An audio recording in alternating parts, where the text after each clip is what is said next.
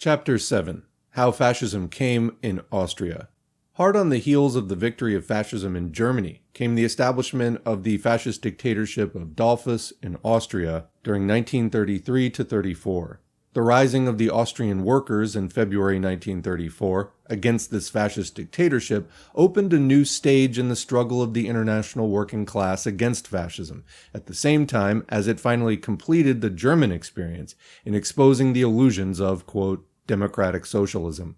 The lesson of Austria is even clearer and sharper in many respects than that of Germany.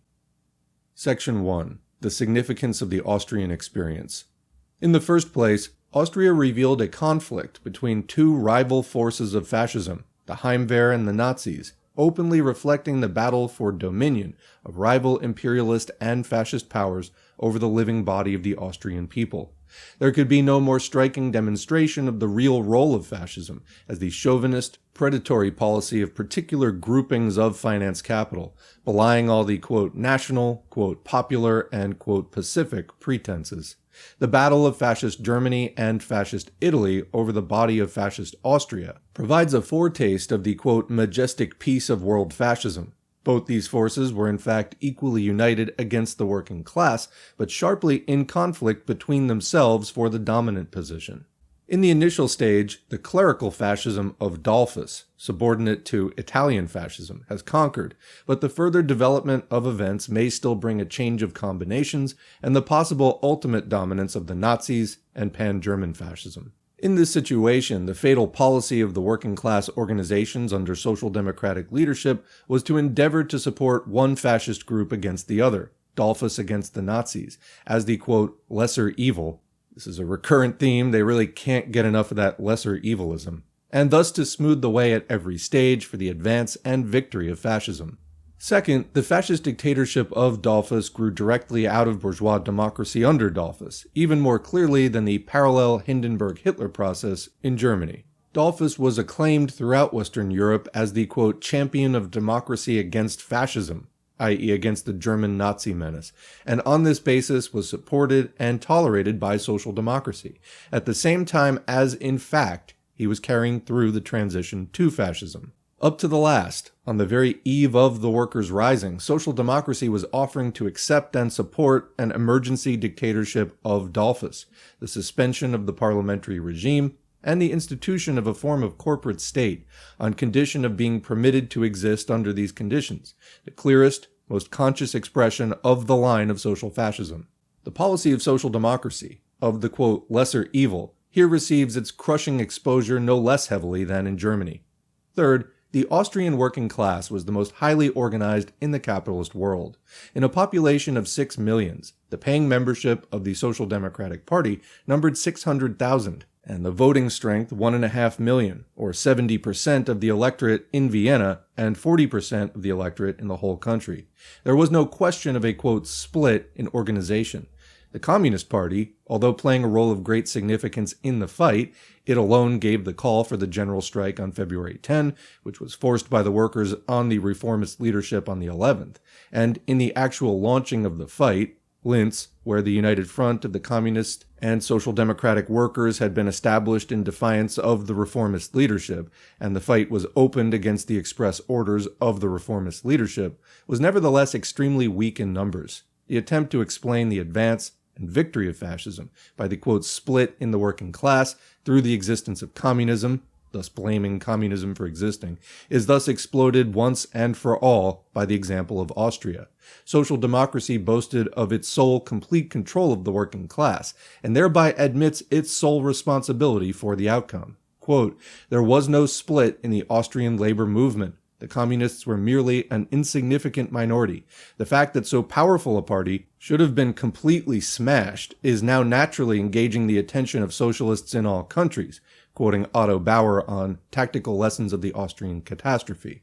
In reality, the Austrian workers were split and therefore defeated, but the split was within social democracy, between the workers and the leadership, and through the action of the leadership. The real question of a split in the working class through the existence of a social fascist leadership is thus laid bare beyond the possibility of concealment. Fourth, Austrian social democracy was, despite the smallness of the country, in its theoretical role and in the high degree of organization and supposed, quote, practical results, the leading party and the, quote, model party of international social democracy, and in particular of left social democracy, where German social democracy or British Labourism was far more glaring and shameless in its virtual or specific repudiation of Marxism and acceptance of capitalism. The corruption of the Austrian social democratic leadership was covered under the subtle sophistries of, quote, Austro-Marxism, Marxism with Austrian characteristics. Further, many of the leaders were obviously, quote, sincere in their democratic pacifist betrayal of the struggle, even though by their policy they did everything to assist the strengthening of capitalism and the advance of fascism, even though by their policy they made the defeat of the struggle certain, though they failed to prepare it, to organize it, or to lead it, and did everything to prevent it. Nevertheless, when the workers launched it in spite of them, some of them took part and suffered. This is commonly accounted to the Austrian social democratic leadership for virtue and for rebuttal of the charge of, quote, social fascism. On the contrary, this just makes the real role of political treachery of the whole line of social democracy far more clear and unmistakable. The question of politics is not a simple question of subjective, quote, sincerity. Long ago, at the Second Congress of the Communist International, when Sarati endeavored to defend the reformist Turati as, quote, sincere, and argued against the 21 conditions of membership on the grounds that it was impossible to produce a sincerometer, or test of sincerity, Lenin replied, quote, we have no need of such an instrument as a sincerometer. What we have is an instrument to test political directions, unquote. And it is in this sense that the role of Austrian social democracy is revealed with unexampled clearness, with a completeness and relative absence of complicating factors unequaled elsewhere, as a role of direct service and assistance to the victory of fascism. Fifth, the armed rising of the Austrian workers, both in its strength and in its weaknesses, has marked out and lit up the future line of the fight of the international working class against fascism. To the experiences and lessons of this struggle, alike political, strategic, and tactical, it will be constantly necessary to recur in every country in the further development of the struggle against fascism. The Second International endeavors to draw two lessons from the Austrian events. On the one hand, they endeavored to exploit the fight of the Austrian workers, launched in the face of the express warnings and prohibitions of the social democratic leadership, as a vindication of the, quote, honor of social democracy after the German exposure, and a proof that social democracy can and does fight. On the other hand, they endeavor simultaneously to prove that the Austrian outcome has shown the policy of armed struggle to be impossible and foredoomed to failure, that against modern artillery nothing can avail, and that the Austrian rising was only a, quote, heroic gesture, nothing more. Quoting Bauer, no one doubted that the military forces of the government were much stronger than the power of the workers, and that the workers could not succeed in struggle against the government, unquote. Thus, social democracy seeks to prove two opposite conclusions. They wish simultaneously to cover their real policy of surrender with the stolen glory of the rising which they prohibited, and in the next breath to prove the correctness of their policy of surrender, that struggle is impossible, and that the victory of fascism is consequently inevitable. Both conclusions are false. The Austrian workers fought not through the initiative and leadership of social democracy, but against the express instructions of social democracy. The victory of the workers is not impossible. The lesson of Austria shows the exact opposite, how closely victory was within reach of the workers had there been leadership and organization, had the full forces of the working class been brought into play, had there not been division and chaos at every strategic point of the leadership, and had the struggle been entered on at the right time, with clear political aims and with the tactics of the offensive. Victory was only made impossible by the policy of social democracy. It can be and will be achieved under revolutionary leadership. Section 2. The Betrayal of the Central European Revolution. As in Germany, so in Austria, the issue of the workers' struggle cannot be judged solely on the basis of the final stage of the fascist coup, of the days of February 1934, but must be seen in relation to the whole line of development of 1918 to 1934. Just as the strangling of the 1918 revolution in Germany by social democracy laid the basis for the ultimate victory of fascism, so also in Austria. The victory of the proletarian revolution in Austria was fully in the grasp of the workers by 1918 to 19, and was only prevented by social democracy. This is common ground and is admitted by the social democratic leaders themselves. Otto Bauer describes the situation at the end of the war in his book, The Austrian Revolution of 1918. Quote, "There was deep ferment in the barracks of the People's Army. The People's Army felt that it was the bearer of the revolution, the vanguard of the proletariat. The soldiers, with arms in hand, hoped for a victory of the proletariat. Dictatorship of the proletariat, all power to the Soviets, was all that could be heard in the streets." Bauer continues, quote, "No bourgeois government could have coped with such a task. It would have been disarmed by the distrust and contempt of the masses. It would have been overthrown in a week by a street uprising and disarmed by its own soldiers. Only the Social Democrats could have safely handled such an unprecedentedly difficult situation because they enjoyed the confidence of the working masses. Only the Social Democrats could have stopped peacefully the stormy demonstrations by negotiation and persuasion. Only the Social Democrats could have guided the People's Army and curbed the revolutionary adventures of the working masses." Adventures. The profound shake-up of the bourgeois social order was expressed in that a bourgeois government, a government without the participation in it of the Social Democrats, had simply become unthinkable. Unquote. The role of Austrian social democracy was thus, in fact, exactly parallel to that of the German. The power of the workers' revolution was deliberately destroyed by social democracy in the name of bourgeois pseudo-democracy. The bourgeois order was only saved by the coalition government from 1918 to 1920 of Austrian social democracy and the bourgeois parties, with Bauer as foreign minister and Deutsch as minister for war. This is the background which lies behind the victory of fascism. Footnote here, the British Labour spokesman, Lasky, writes of the role of Otto Bauer in his Salute to Vienna's Martyrs, February 17, 1934. Quote, "Austrians themselves acknowledge that without his influence there would have been civil war in Vienna when the peace of 1919 came. That there was half a generation of peace in this troubled country Austria owes to him more than to any man. The privileged class has rewarded him not only by bombarding his accomplishment to pieces, but by making certain in the years that lie ahead the bloody revolution he strove with all his great powers to avert." Unquote. The, quote, "ingratitude of the bourgeoisie to social democracy for having saved it is the only lesson that the labor publicist is able to draw even after this demonstration of the iron logic of the class struggle. That the first events, the refusal and active preventing of the path of the proletarian revolution and of civil war, when it could have been achieved with the greatest success and the minimum of suffering, is the cause of the second, the subsequent crushing, after capitalism has recovered its strength and prepared its armed forces, of the workers in blood he is unable to see. He admits that the path of, quote, bloody revolution now becomes inevitable after 15 years of suffering, after the maximum strengthening of the class enemy, and therefore now involving far heavier sacrifice and bloodshed, that the so-called peaceful path is thus proved to involve, in the end, not the avoidance of bloodshed, but the maximum of bloodshed. Let's repeat that. He admits that the path of, quote, bloody revolution now becomes inevitable after 15 years of suffering, after the maximum strengthening of the class enemy, and therefore now involving far heavier sacrifice and bloodshed, that the so-called peaceful path is thus proved to involve, in the end, not the avoidance of bloodshed, but the maximum of bloodshed. But he refuses to recognize the plain conclusion that the whole labor and social democratic theory is thereby exploded. Back to the main text.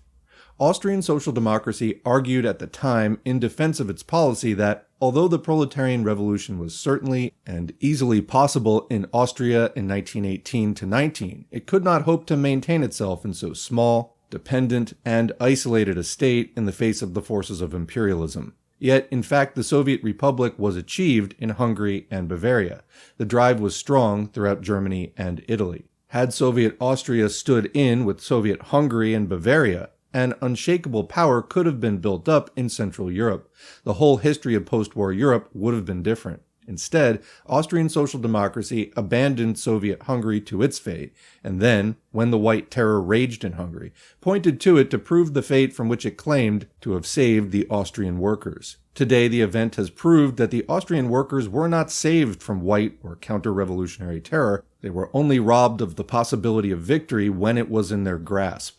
But at the time, Austrian social democracy held out before the workers, not the real alternative, which events were to demonstrate, but an imaginary golden alternative, a peaceful advance to socialism through bourgeois pseudo-democracy. Bauer wrote in his Bolshevism or Social Democracy, 1921, quote, "In a modern, highly civilized society where all classes take part in public life, but do they do so equally?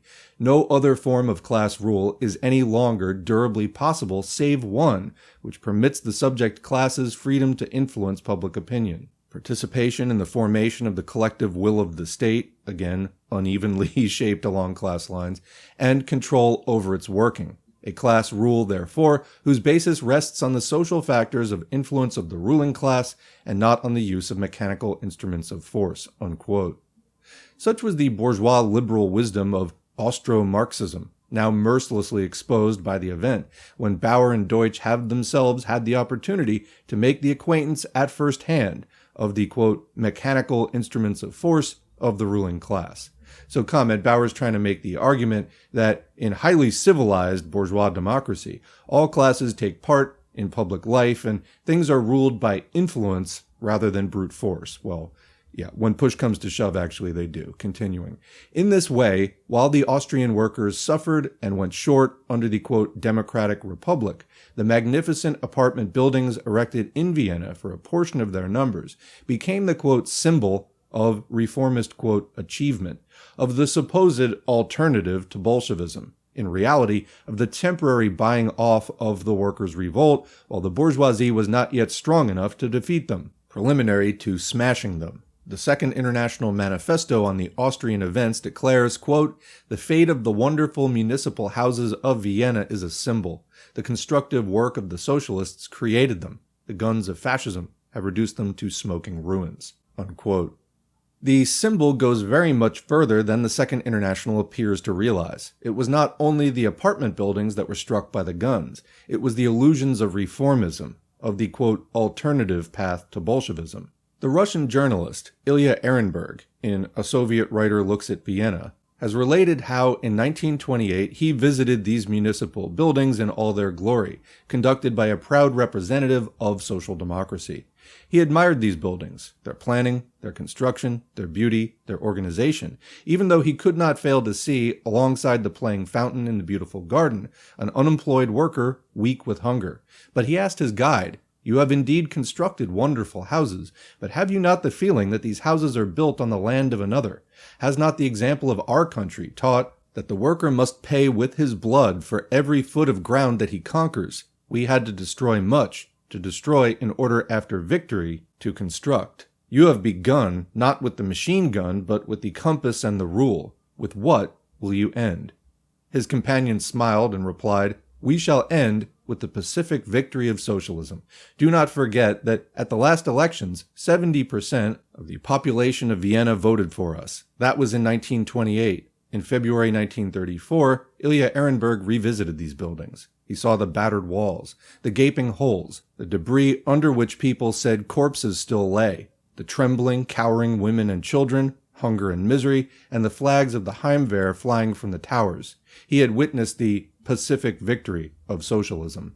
Out of the conditions of bourgeois democracy, in Austria, as everywhere, fascism was bred. The bourgeoisie, under the protecting aegis of social democracy, under cover of the magnificent apartment buildings, built up its strength anew and prepared its armed forces for the struggle. But fascism was not born in a night. It took 15 years for it to grow to full strength.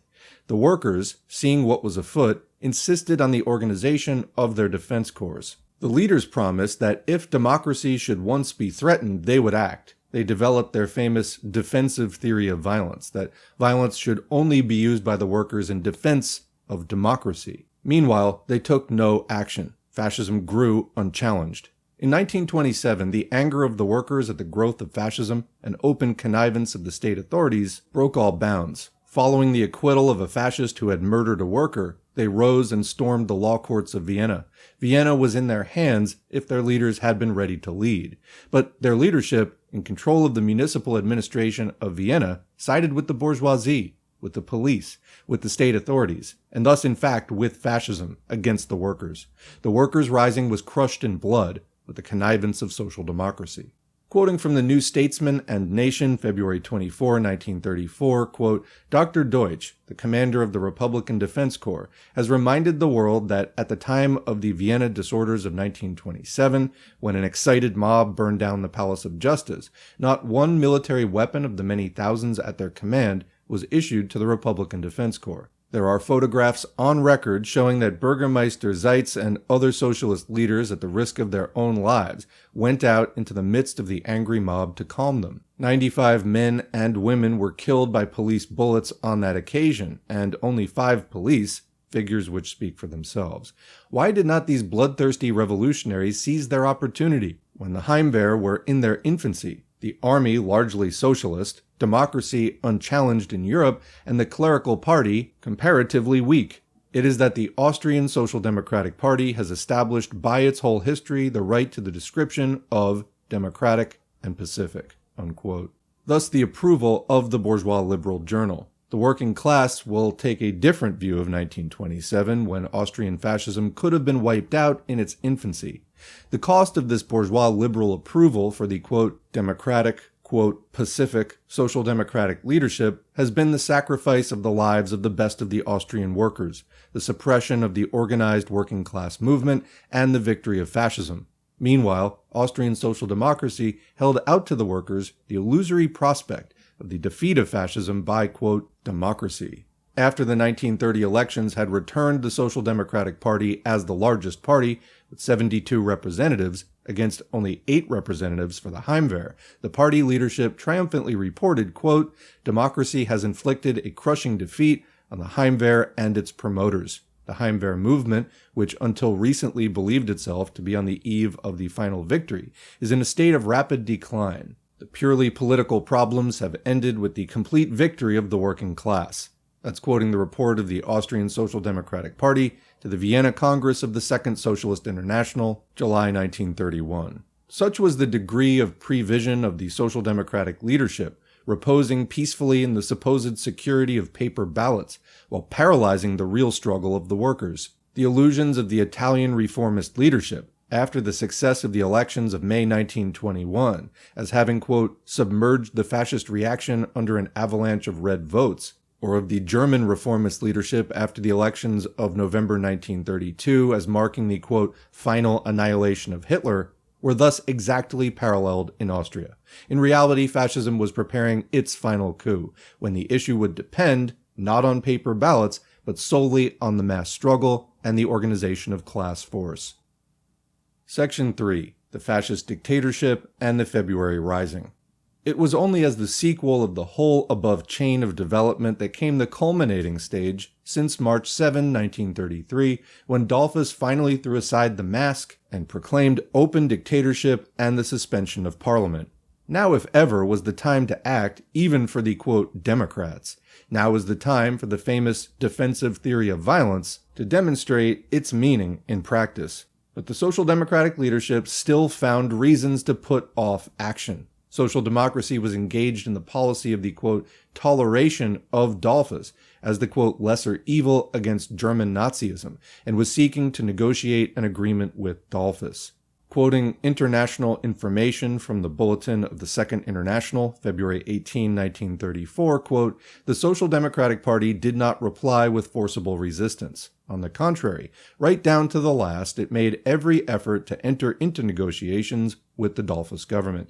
This peaceful and waiting attitude of the Social Democratic Party only encouraged the Dollfuss-Fey government to adopt more and more antagonistic measures against the working class and against the Social Democratic Party, unquote.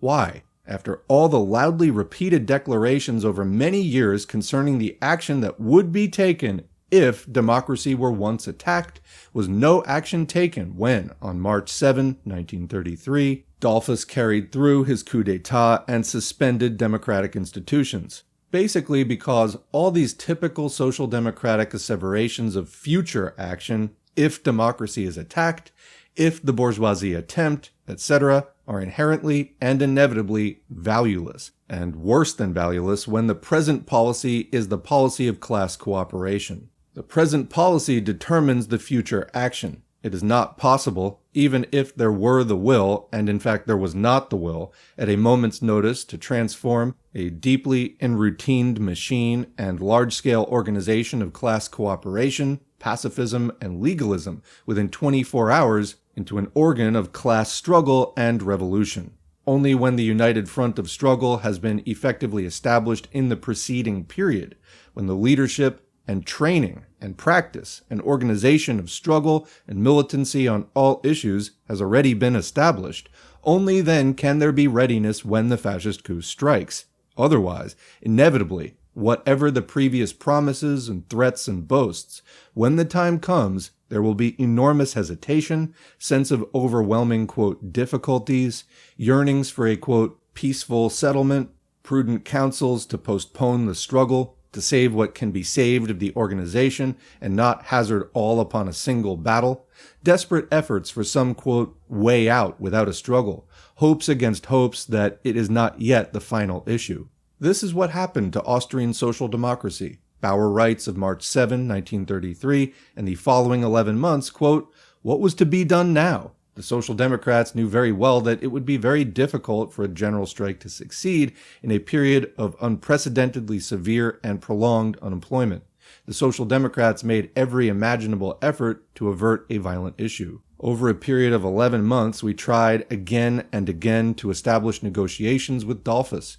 Again and again, we offered to agree to extensive constitutional reforms, i.e. the dismantling of this touted democracy, and to the granting of extraordinary powers to the government for a period of 2 years, all that we asked in return being the most elementary legal freedom of action for the party and for the trade unions.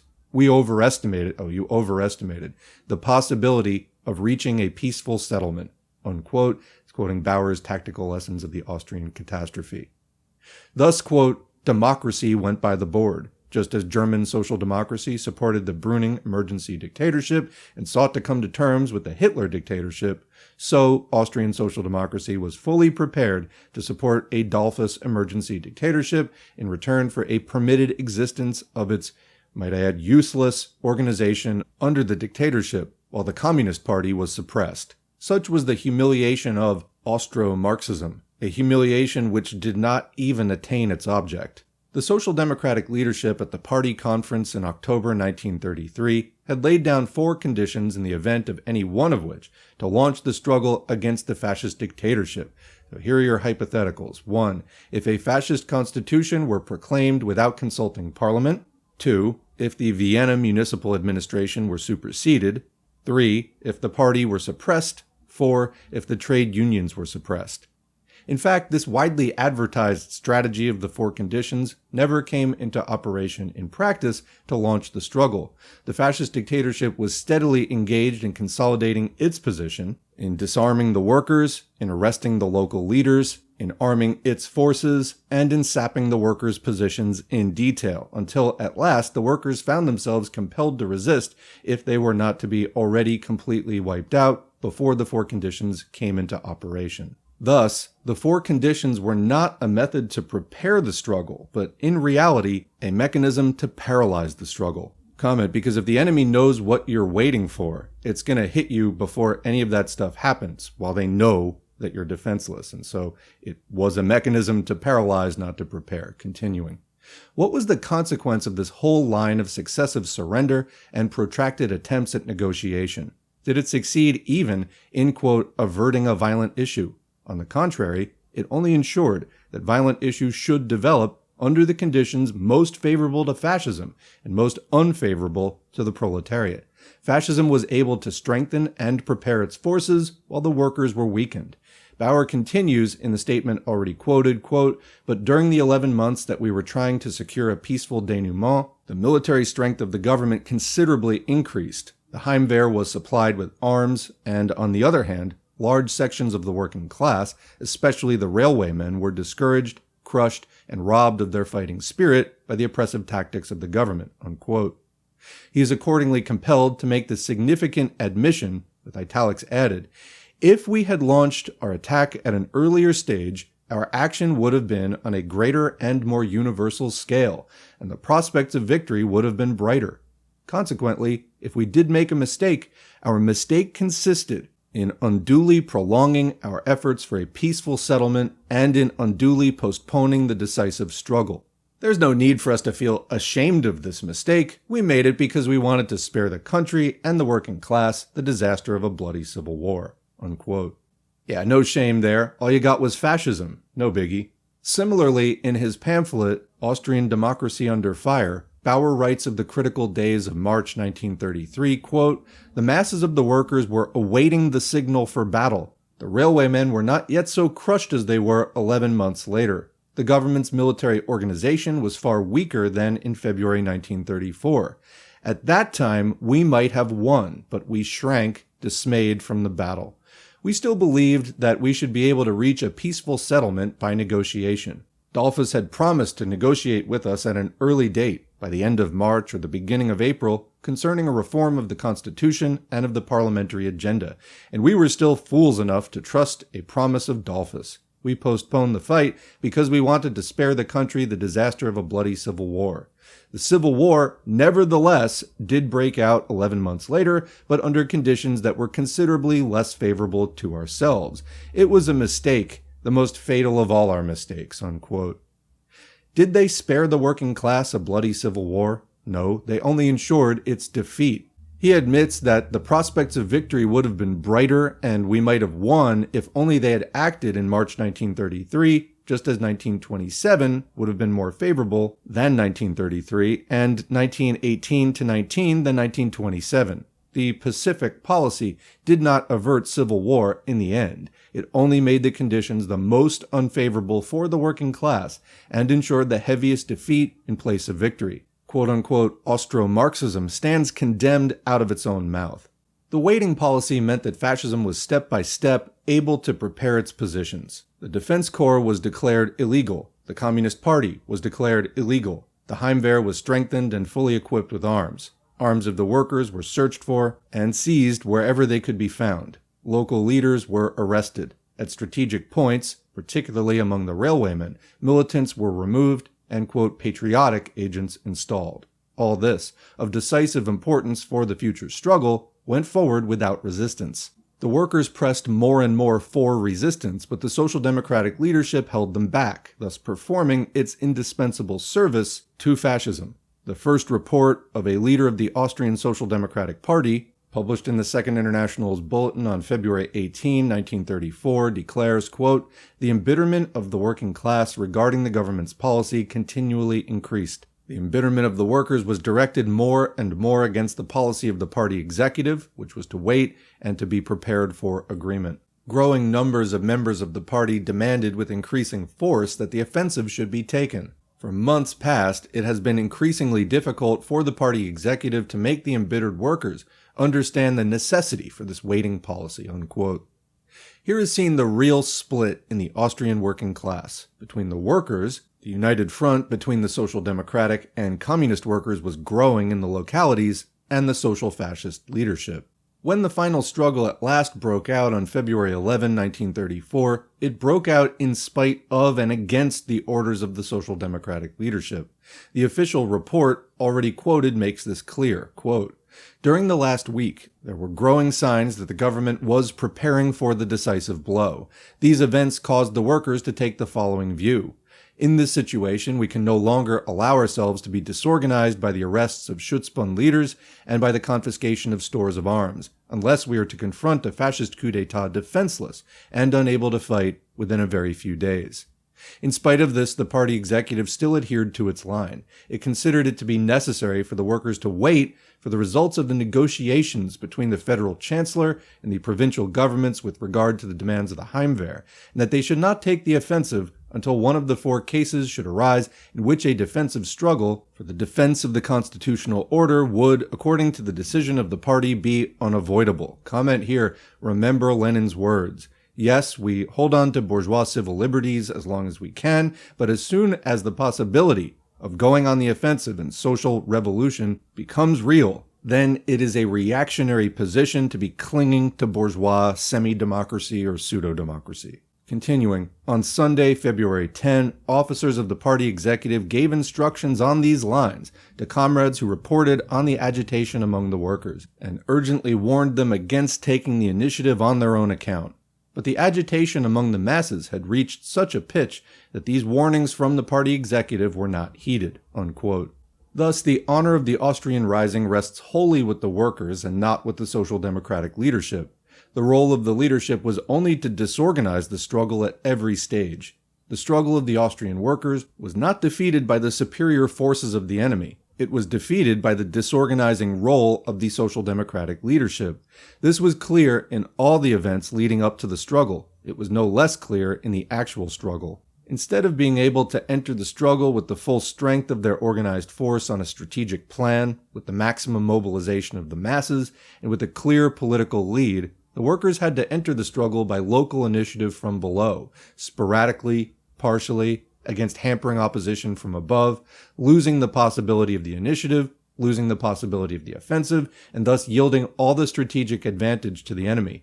Quoting the Daily Herald, February 16, 1934, many people believed that the socialists would have won control in Austria if all sections of the working class had supported them. In many places, the workers were split among themselves and reached decisions too late. Several leading trade unions refused to give instructions to strike to the factories they controlled." Unquote. The general strike was first vetoed, and even when the workers compelled the call to be given, after the struggle had already begun, the call never reached the majority of the workers, and a great part of the trade union machine made no attempt to make it effective. The railwaymen continued to carry the government troops, thus giving to them full liberty of movement and concentration. The struggle of the Defense Corps was fatally cut off from the masses, instead of being developed as a mass struggle, and even the majority of the Defense Corps were never mobilized or brought into the struggle. There was no political mass lead to positive aims of the struggle, but only halting, apologetic explanations of, quote, defense of the Constitution. Because the initiative was lost through disorganization, through the absence of any central leadership beginning and organizing the struggle, the possibility of the offensive and of seizing the main public buildings of the center at the outset was lost. The government was able to complete its cordon of the inner city and artillery preparations before the struggle began. The fight was turned from the first into a defensive fight. Yet even under all these heaviest disadvantages, a position was achieved by the second day in which the government forces weakened and the issue was in doubt. Quoting the Daily Herald, February 14, 1934, on the government side, the troops are reported to be exhausted and disheartened. According to the Vienna correspondent of the Berliner Tageblatt, sections of the 5th Infantry Regiment have deserted to the socialists. Deprived of a bully's walkover, the fascist Heimwehr showed that they had little stomach for a real fight. Many have flung down their arms, and the rest may be withdrawn to barracks, unquote. Bauer himself is compelled to admit that despite all the government's artillery, the victory could have been won by the working class, had the struggle been developed as a mass struggle. Quoting from Bauer's Austrian Democracy Under Fire, after 4 days fighting, the workers of Vienna were defeated. Was this result inevitable? Could they conceivably have won? After the experience of those 4 days, we can say that if the railways had stopped running, if the general strike had spread throughout the country, if the Schutzbund had carried with it the great mass of the workers throughout the country, the government could hardly have succeeded in suppressing the rising." Unquote. The closer the analysis of the tactical conditions and organization of the struggle, no less than of the conditions leading up to the struggle, the clearer stands out the conclusion that the Austrian rising, the first great battle of the workers against fascism, has not shown the impossibility of the victory of the workers in armed struggle under modern conditions, as the social democratic leaders in all countries now endeavor to argue. On the contrary, it has shown the certainty of future victory. Once the United Front is built up, once revolutionary leadership has replaced social democratic treachery, once the poison of pacifist democratic reformism has been replaced by the revolutionary aims, tactics, and organization of the working class fight.